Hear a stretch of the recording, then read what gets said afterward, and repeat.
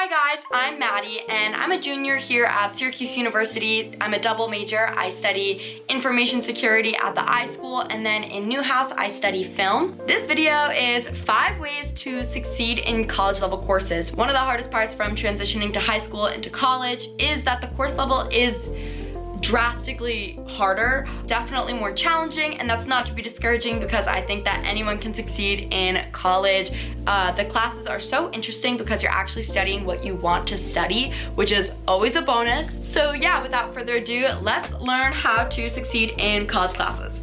My first tip is definitely to create a syllabus spreadsheet.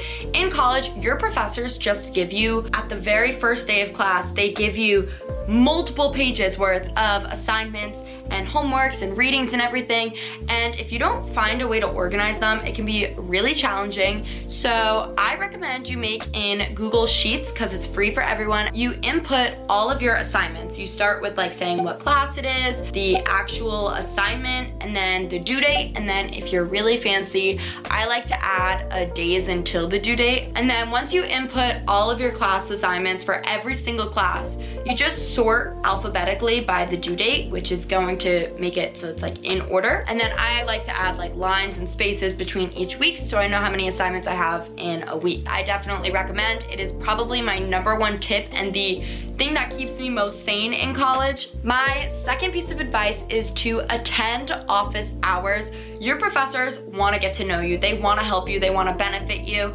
And it can be really hard to form like a one-on-one relationship with your professor, especially in those big lectures. At Syracuse University, your classes can be as small as 8 students or as big as 200, sometimes even a little bit bigger.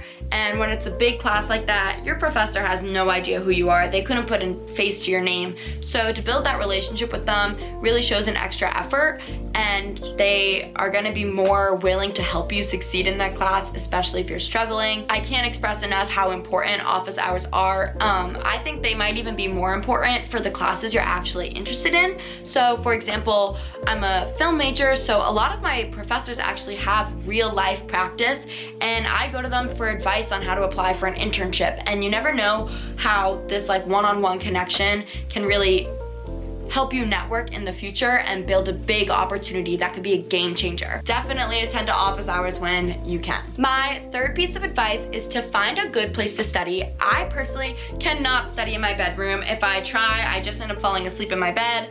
I can't focus. There's too many distractions in here. I literally have a ball pit in my room and a trampoline. Like, there is no way I'd be able to sit down and just study when I have all that like right here. I like to go to Carnegie Library. It's the silent library. It's beautiful. It's giving like Bell's Castle, but there's like hundreds of different study spots on campus that you can find. You can study outside on the quad. You can go to Bird Library, which gets quieter as the floors go up. You can go to little cafes like food.com, Egger's Cafe, the Falk Cafe. All of this is so easily accessible to everyone, and definitely find your little space. I like to study when it's quiet. I find that I'm most effective when there is no distractions and I can just like hone in for like 20 to 30 minutes of work and then take a break and then get back in.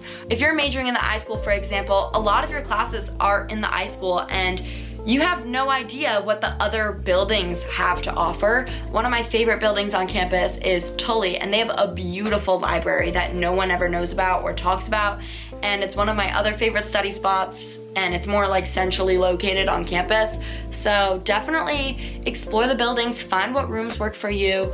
I don't do well with like harsh overhead lighting, like, I don't know. Definitely find the place that is your study spot. Like, when you're in that room, all you do is study, you do homework, you don't do TikTok. My fourth tip is to come up with a study method that works for you. What works for me might not work for you guys, but I like to create quote unquote cheat sheets. So here's an example of one.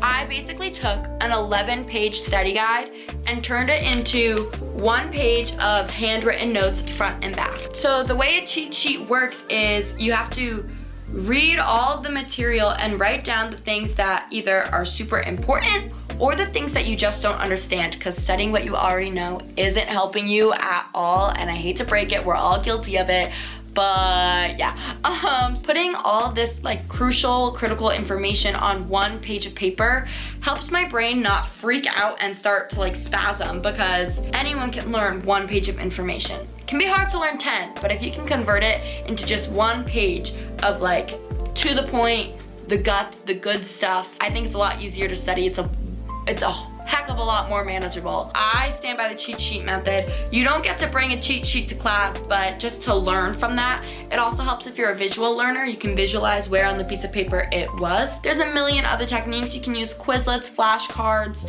I'm a big flashcard girly when it comes to learning a language. You can just reread and reread and reread. Maybe you guys have another method. You can drop that in the comments below. But yeah, figure out what works for you. Don't be afraid to experiment a little bit with like studying techniques. You can kind of tell what ones are working for you and what ones aren't, what sticks. I like to handwrite my study guides because I find it engraves it in my head more. I've heard that using blue pen helps.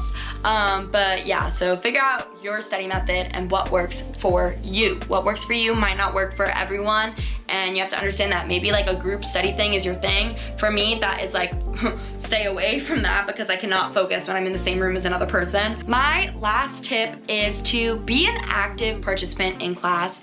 Being an active participant means that you don't have to study nearly as hard because you are really grasping at the information. Don't be afraid to ask questions during class. It's not embarrassing. It's more embarrassing to not know what you're doing. So ask a question at the end of class, write it down and go up to the professor and ask. It is not scary. It's critical for your knowledge and your academic success. Figure out what works for you when it comes to taking notes. Are you an iPad kid? Are you a computer girly?